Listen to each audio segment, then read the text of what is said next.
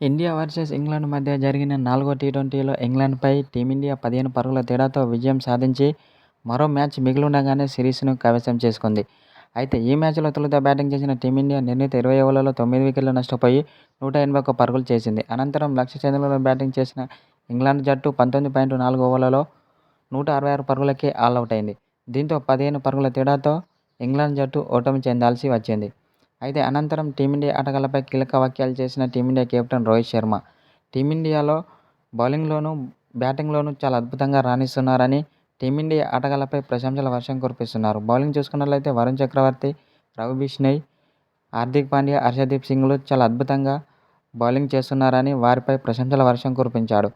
అలాగే బ్యాటింగ్ చూసుకున్నట్లయితే తిలక్ వర్మ, అభిషేక్ శర్మ, శివమ్ దూబే, హార్దిక్ పాండ్యా, రింకు సింగ్ చాలా అద్భుతంగా రాణించారని వారిపై కూడా ప్రశంసల వర్షం కురిపించాడు టీమిండియా కెప్టెన్ రోహిత్ శర్మ.